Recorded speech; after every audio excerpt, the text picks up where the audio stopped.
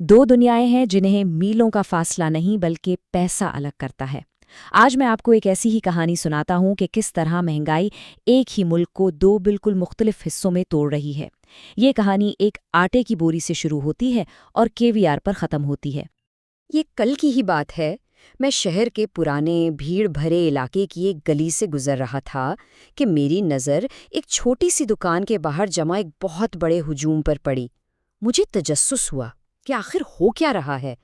जब मैं थोड़ा करीब पहुंचा तो पता चला कि ये सब लोग सिर्फ एक चीज़ के लिए जमा थे, सस्ता आटा। मैं भी किसी तरह धक्कम पेल करता हुआ इस हुजूम का हिस्सा बन गया, बस ये जानने के लिए, इनकी कहानियां सुनने के लिए। इस शोर के बीच एक नौजवान की आवाज़ उभरी, जिसमें थकावट और गुस्सा साफ झलक रहा था। वो चिल्ला रहा था, सुबह से यहाँ जलील हो रहे हैं, अगर नहीं देना तो बता दो, हमारा सब्र क्यों आजमा रहे हो। वहीं एक बुजुर्ग आदमी भी थे जो सबको कतार बनाने का कह रहे थे, मगर उस अफरा तफरी में उनकी आवाज़ जैसे खो गई थी। वो खुद भी मजबूर थे, आटा लिए बगैर जा नहीं सकते थे, इसलिए वो भी इसी धक्कम पेल में फंसे हुए थे। फिर मेरी नज़र एक कोने में खड़ी एक बूढ़ी औरत पर पड़ी, जिसने अपना दुपट्टा मजबूती से पकड़ा हुआ था। मैंने उनसे पूछा तो कहने लगी कि वो लोगों के घरों में काम करती हैं, लेकिन 3 दिन से कोई काम नहीं मिला था। उनके अल्फाज, उनकी बेबसी, सच कहूँ तो मुझ में मज़ीद कुछ सुनने की हिम्मत नहीं रही। मैं चुपचाप वहाँ से निकल आया। और फिर सिर्फ चंद घंटों बाद मैं एक बिल्कुल मुख्तलिफ दुनिया में था।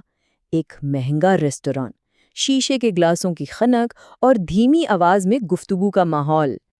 वहाँ बातचीत का मौजू समंदरी ग़िज़ा था। एक साहब बता रहे थे कि वाइट स्टर्जन मछली, जो अपने महंगे कीवियार के लिए मशहूर है, अब यहाँ भी मिलती है।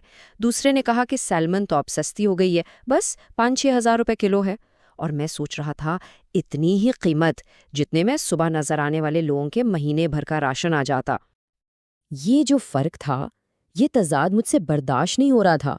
इससे पहले कि मेरे मुंह से कुछ ऐसा निकल जाता जिस पर मुझे बाद में पछतावा होता, मैं खामोशी से उस रेस्तरां से बाहर निकल आया। मेरा जहन घूम रहा था। घर आते हुए मैं रास्ते भर खुद से यही पूछता रहा, क्या ये दोनों ग्रोह, ये दोनों तबके वाकई एक ही मुल्क के लोग हैं? और जवाब है नहीं। महंगाई ने सिर्फ कीमतें नहीं बढ़ाईं, इसने हमारे दरमियान एक दीवार खड़ी कर दी है, दो अलग हकीकतें बना दी हैं।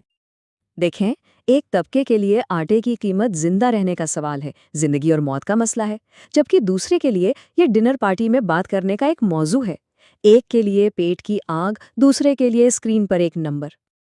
जब कीमतें बढ़ती हैं तो गरीब नामुमकिन फैसले करता है।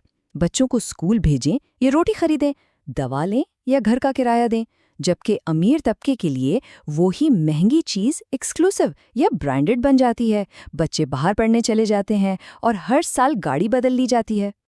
यूं समझें कि हमारा मुआशरा एक बीमार दरख्त की तरह हो गया है। ऊपर से देखें तो कुछ शाखें बहुत हरी भरी और खूबसूरत हैं, लेकिन ज़मीन के नीचे जड़ें गल रही हैं।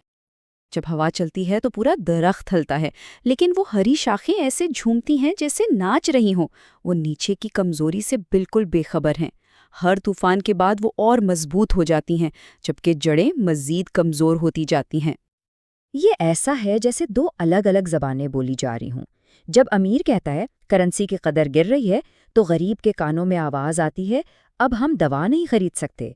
जब अमीर कहता है सरमालाकारी का बेहतरीन वक्त है, तो गरीब सुनता है हमारी नौकरी जाने वाली है। लेकिन तारीख ने हमें एक सबक सिखाया है कि जब आम आदमी की तकलीफ हद से बढ़ जाती है तो कोई भी महफूज नहीं रहता। जब दरिया में सैलाब आता है ना, तो वो किनारे पर खड़े लोगों को भी नहीं छोड़ता। जब दौलत चंद हाथों में सिमट कर रह जाए और अक्सरियत सिर्फ तमाशा देखे, तो तारीख गवाह है कि सब्र का पैमाना एक दिन लबरेज हो ही जाता है। दीवारें बर्लिन की मिसाल ही देख लें। एक तरफ लोग गुर्बत और खौफ में जी रहे थे, और दीवार के दूसरी तरफ उन्हें एक आज़ाद और खुशहाल दुनिया नजर आती थी। एक ऐसी दुनिया जिसमें दाखिल होने की उन्हें इजाज़त नहीं थी। उनके पास वो सब कुछ नहीं था जो मगरिब में था। अच्छी नौकरियां, आज़ादी, उम्मीद, और आखिरकार हुआ क्या? एक बेहतर जिंदगी की ख्वाहिश किसी भी दीवार से ज्यादा मजबूत साबित हुई। लोगों ने इसे अपने हाथों से गिरा दिया। तो आज सवाल यह है कि हम क्या करेंगे? کیا ہم اپنے معاشرے میں پڑتی ان دراڑوں کو، ان دیواروں کو بس نظر انداز کرتے رہیں گے، یا ہم ان دیواروں کی جگہ پل بنانا شروع کریں گے؟ کیونکہ ایک بات ہمیشہ یاد رکھنی چاہیے، مہنگائی کی آگ ہو سکتا ہے غریبوں کے گھروں سے شروع ہوتی ہو، لیکن آخر میں یہ امیروں کے محلات تک بھی پہنچ جاتی ہے، اور پھر پیچھے صرف راکھ بچتی ہے۔